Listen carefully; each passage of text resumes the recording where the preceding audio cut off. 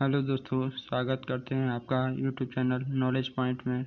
आज मैं आप लोगों के लिए मैकेनिकल इंजीनियरिंग से संबंधित कुछ मुख्य important questions theory of machine topic से लेकर आया हूं, जो आगामी परीक्षा जेई में आ सकते हैं। तो आइए स्टार्ट करते हैं आज का सेशन आज के पहले क्वेश्चन के साथ। और आज का पहला क्वेश्चन है, Which of the following is an example of higher pair? Option है toothed gear, belt and rope drive, ball and roller bearing, all of this। दोस्तों हायर पेयर जो है वो लाइन कांटेक्ट या पॉइंट कांटेक्ट होने पर होता है। तो देखते हैं, टूथेड गियर में भी आपका लाइन कांटेक्ट होता है, बेल्ट एंड रोप ड्राइव में भी लाइन कांटेक्ट होता है, बॉल में जो है पॉइंट कांटेक्ट होता है, रोलर में जो है लाइन कांटेक्ट होता है। तो दोस्तों हायर पेयर तीनों में होता है। तो option number d, all of this is right answer. अगला क्वेश्चन देखते हैं दोस्तों, which of the following is an open pair? Option है ball and socket joint, general bearing, lead screw and nut, cam and follower. दोस्तों open pair जो है उसको बोलते हैं जहां पर कोई भी पार्ट्स वो एक साथ मैकेनिकली फिट ना हो। तो इसमें बॉल एंड सॉकेट जॉइंट जो है वो मैकेनिकली फिट नहीं होते। तो option number A is right answer. अगला क्वेश्चन देखते हैं।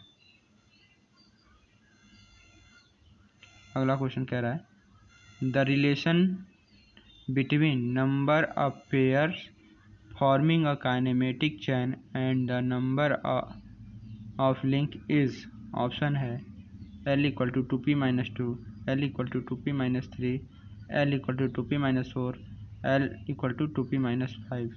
दोस्तों जो पेयर और लिंक्स में जो रिलेशन है वो काइनेमेटिक चैन होने के लिए वो है L equal to 2p-4। Option number c is right answer. अगला क्वेश्चन देखते हैं दोस्तों, in a pantograph all the pair are. Question कह रहा है पेंटाग्राफ में कौन सा पेयर बनता है? ऑप्शन है turning pair, sliding pair, spherical pair, self closed pair. तो दोस्तों पेंटाग्राफ जो है टर्निंग पेयर बनाता है।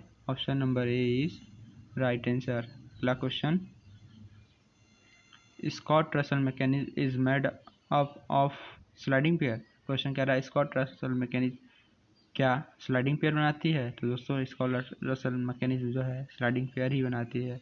Option A is right answer.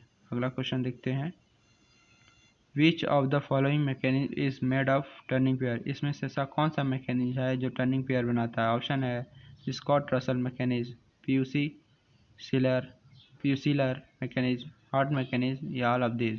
दोस्तों अभी पिछले क्वेश्चन 5वें नंबर क्वेश्चन में आपने देखा कि स्कॉट रसल मैकेनिज्म जो है स्लाइडिंग पेयर बनाता है और प्यूसिलर मैकेनिज्म जो है आपका टर्निंग पेयर बनाती है और हॉट मैकेनिज्म ही टर्निंग पेयर बनाती है। ऑप्शन नंबर बी और सी दोनों सही हैं, बट एग्ज़ाम में जो ऑप्शन आएगा पहले उसकी प्राथमिकता देंगे हम।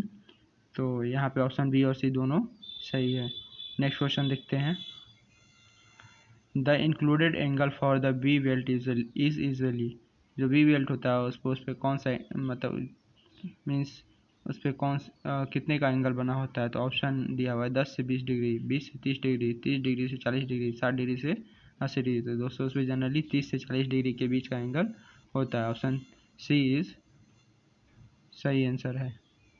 अगला क्वेश्चन देखते हैं, in full depth 14.5 degree involute system the smallest number of teeth in A pinion which message with rack without interference. Question यही कह रहा है कि इनवॉल्यूट सिस्टम में 14.5 डिग्री पर सबसे दांतों की सबसे कम संख्या पिनियन पर कितनी हो सकती है जो रैक पर बिना इंटरफेरेंस के मैच कर जाए? तो ऑप्शन दिया है 12, 16, 25, 32। दोस्तों कम से कम 32 टीथ पिनियन पे होनी चाहिए जो विदाउट इंटरफेरेंस के रैक से मैसेज हो जाएगा। Option D is right answer. Next question देखते हैं, the contact ratio for gear is. Contact ratio gear के लिए कॉन्टैक्ट रेशियो क्या हो सकता है? ऑप्शन है 0, less than 1, greater than 1, infinitive. दोस्तों गियर के लिए कॉन्टैक्ट रेशियो जो है 1 से अधिक होता है। ऑप्शन सी सही है, ग्रेटर देन 1। अगला क्वेश्चन देखते हैं। The maximum fluctuation of speed is the, option कह रहा है, ऑप्शन है difference of minimum fluctuation of speed and the mean speed. Next option है difference of the maximum and minimum speed. Next option है sum of maximum and minimum speed. Next option है variation of speed above and below the mean resisting torque line. Question में यही कह रहा है कि fluctuation जो चाल का उतार चढ़ाव है अधिकतम हो सकता है। ऑप्शन में दिया था कि मिनिमम फ्लक्चुएशन और मीन स्पीड का अंतर। दूसरा ऑप्शन दिया था अधिकतम और मिनिमम स्पीड का अंतर। तीसरा ऑप्शन दिया था कि अधिकतम और न्यूनतम स्पीड का जोड़। और अगला लास्ट ऑप्शन दिया था कि वेरिएशन ऑफ स्पीड ऊपर और नीचे जो मेन रजिस्टिंग लाइन है उसका। तो दोस्तों मैक्सिमम फ्लक्चुएशन मतलब जो स्पीड का उतार चढ़ाव होता है वो स्पीड का अधिकतम और न्यूनतम का अंतर होता है। Option B is right answer. अगला क्वेश्चन देखते हैं।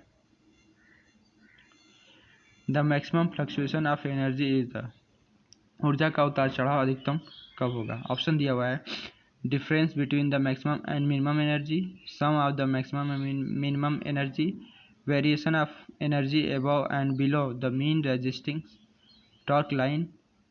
नेक्स्ट ऑप्शन है ratio of the mean resisting torque the work done per cycle to the work done per cycle.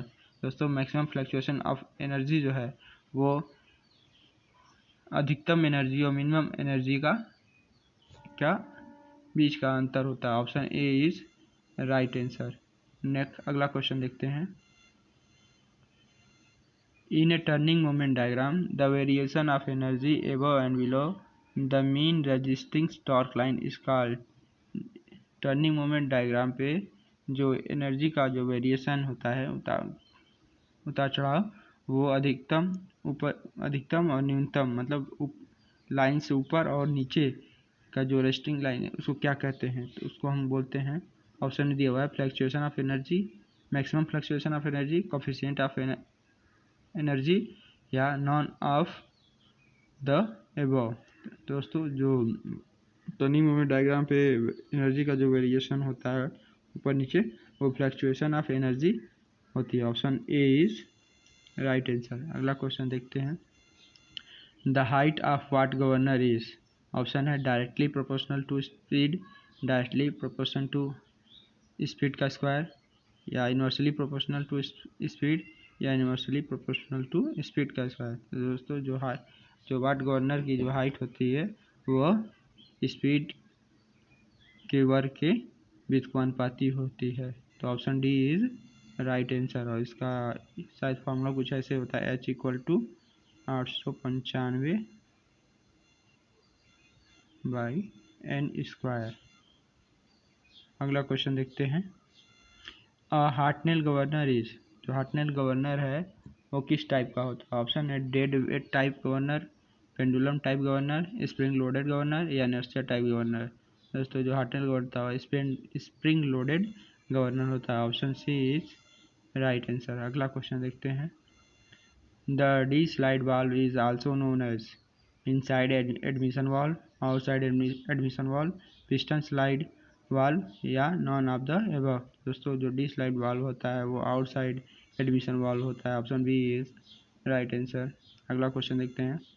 The brake commonly use in railway train, railway में सामान्यतः कौन सा break use करते हैं। ऑप्शन है shoe brake, band and block brake, internal expanding brake. तो दोस्तों railway में जो है हम अधिकांश शू ब्रेक यूज़ किया जाता है। Option A is right answer. अगला क्वेश्चन देखते हैं। Type of cam depended upon, जो कैम है वो किस पे डिपेंड करता है। Basic circle, pitch circle, prime circle, या पिच कर्व। तो दोस्तों कैम जो है बेसिक सर्कल पर डिपेंड करता है। Option A is right answer. अगला क्वेश्चन देखते हैं। The cam follower generally used in automobile engine is. Automobile engine में कौन सा कैम फॉलोवर सामान्यतः यूज किया जाता है? ऑप्शन है knife edge follower, flat faced follower, spherical faced follower या रोलर फॉलोवर। तो दोस्तों जो ऑटोमोबाइल इंजन में सामान्यतः स्फेरिकल फेस्ड फॉलोवर का प्रयोग किया जाता है। ऑप्शन सी सही है। अगला क्वेश्चन देखते हैं। Pitch point of cam, cam का पिच पॉइंट कहाँ होता है? ऑप्शन है a point the pitch option है a point on the pitch curve having minimum pressure angle, a point on the pitch curve having maximum pressure angle, any point of the pitch curve और या any point on the pitch circle. तो cam का जो pitch point होता है वो हमेशा जो पिच कर्व होता है उस पर, जहाँ पिच कर्व पर वह पॉइंट होता है जहाँ पर मैक्सिमम यानी अधिकतम प्रेशर एंगल हो। तो option B is right answer. अगला क्वेश्चन देखते हैं। The swaying couple is due to. तो दोस्तों स्वाइंग कपल कब फॉर्म होता है यानी कब होता है? ऑप्शन है primary unbalanced force, secondary unbalanced force, two cylinder of locomotive या पार्शली बैलेंसिंग। दोस्तों स्वाइंग जो है प्राइमरी अनबैलेंस्ड फोर्स के कारण होता है। Option A is right answer. अगला क्वेश्चन देखते हैं। द फैक्टर विच गलत लिखा गया शायद। The factor which affects the critical speed of shaft की क्रिटिकल स्पीड को कौन सा फैक्टर इफेक्ट करता है? Diameter of disc, span of shaft, eccentricity या ऑल ऑफ दिस। तो दोस्तों शाफ्ट की जो क्रिटिकल स्पीड को ये तीनों चीज इफेक्ट करता है। इस क्वेश्चन का आंसर हो जाएगा all of this. Option D सही है। अगला क्वेश्चन देखते हैं। Frequency of vibration is usually expressed is. Option है नंबर ऑफ साइकिल पर second per hour, number of cycle पर मिनट, नंबर ऑफ साइकिल पर सेकेंड या नॉन ऑफ द एबव। तो दोस्तों फ्रीक्वेंसी जो है वाइब्रेशन की फ्रीक्वेंसी जो है वह नंबर ऑफ साइकिल पर सेकेंड में काउंट की जाती है। ऑप्शन सी इज सही है। अगला क्वेश्चन देखते हैं। When a rigid body is suspended vertically and oscillate with a small amplitude under the action of the force of gravity, the body is known as। यानी वह दृढ़ पिंड या दृढ़ लिंक दृढ़ पिंड कह सकेंगे जो वर्टिकली है और एक गति कर रही है एक छोटे से आयाम के साथ, वो भी ग्रेविटी फोर्स के कारण। तो उसको क्या कहेंगे? ऑप्शन है simple pendulum, compound pendulum, torsional pendulum या सेकेंड पेंडुलम। दोस्तों उसको हम कंपाउंड पेंडुलम कहेंगे। Option B is right answer. अगला क्वेश्चन देखते हैं। In an open pair the two element of pair. Option है have a surface contact in motion, have a line or point contact when in motion, are kept in contact by the action of external force when in motion, are not held together mechanically। तो दोस्तों जैसे पिछली ऊपर ही मैंने एक question बताया था कि ओपन पेयर किसको कहते हैं। ओपन पेयर वही होता है जो एक दूसरे साथ मैकेनिकली फिट ना हो। तो ऑप्शन यहाँ भी देखेंगे ऑप्शन डी जो है are not held together mechanically, यानी कि एक दूसरे के साथ मैकेनिकली न जुड़े हों, उनको हम क्या कहेंगे? Open pair. तो ऑप्शन डी इज सही है। अगला क्वेश्चन देखेंगे। The angle of inclination of the plane at which the body begins to move down the plane is called.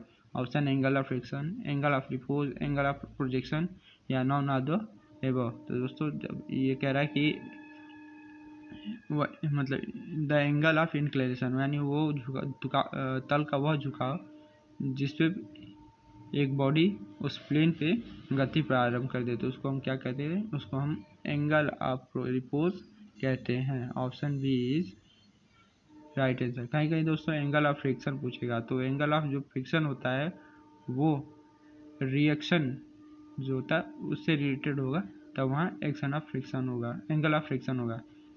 Option यहाँ पर 25वें क्वेश्चन का ऑप्शन बी सही आंसर है, एंगल ऑफ रिपोज। अगला क्वेश्चन देखते हैं।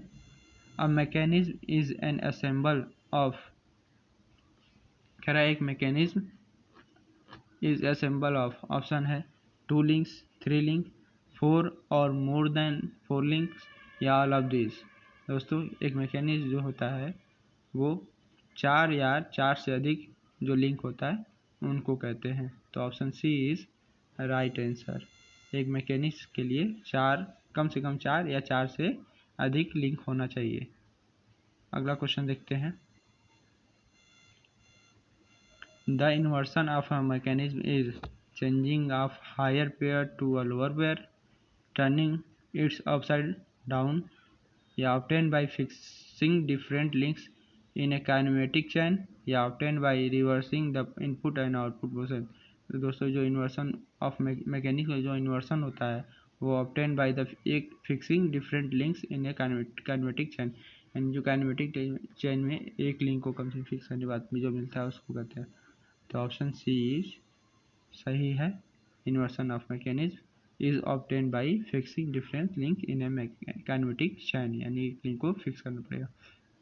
अगला क्वेश्चन देखते हैं। In a steam engine the link constitute, एक स्टीम इंजन में लिंक में क्या क्या होता है। ऑप्शन है piston rod and crosshead. अगला ऑप्शन है connecting rod with big end small end brasses, caps and bolt. अगला ऑप्शन है crank pin, crankshaft and flywheel. अगला ऑप्शन है ऑल ऑफ दिस अबव। दोस्तों steam engine में जो link बने होते हैं इन सभी से मिलके बने होते हैं। तो इस क्वेश्चन का सही आंसर होगा all of this. Option D is right answer. अगला क्वेश्चन है a kinematic chain is known as a mechanism when, एक काइनेमेटिक चैन मैकेनिज्म कहा जाएगा कब।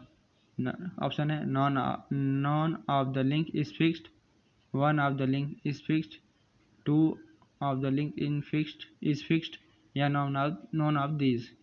कह रहा है एक काइनेमेटिक चैन जो है मैकेनिज्म कब कहा जाएगा, तो कब जब एक भी लिंक फिक्स ना हो, या एक लिंक फिक्स हो, या 2 लिंक फिक्स हो, या इनमें से कोई नहीं। तो दोस्तों काइनेमेटिक चैन मैकेनिज्म तभी कहा जाएगा जब उसका एक लिंक फिक्स हो।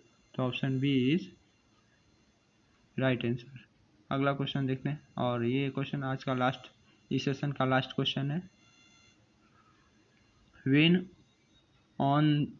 one of the link of a kinematic chain is fixed, the chain is known as।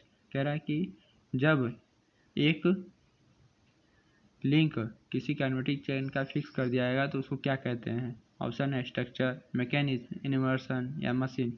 अभी पिछले 29वें क्वेश्चन में आपने देखा कि काइनेमेटिक चैन को मैकेनिज्म का बोला जा रहा था जब उसका एक लिंक फिक्स किया जा रहा था। तो यहाँ तो क्वेश्चन कह रहा है कि एक लिंक जो किसी काइनेमेटिक चैन का फिक्स कर दिया तो उसको क्या बोलेंगे। तो दोस्तों मैकेनिज्म बोलेंगे, ऑप्शन भी सही है। तो आज का सेशन दोस्तों यहीं समाप्त करते हैं। आपको मेरा वीडियो कैसा लगा, यदि अच्छा लगा तो वीडियो को लाइक करें और अपने अन्य दोस्तों तक शेयर करें। यदि आप मेरे चैनल पर नए हैं तो मेरे चैनल को सब्सक्राइब भी करें, बेल आइकन दबाना ना भूलें, ताकि मेरी अगली वीडियो जब भी अपलोड हो उसका नोटिफिकेशन आप तक पहले पहुँचे।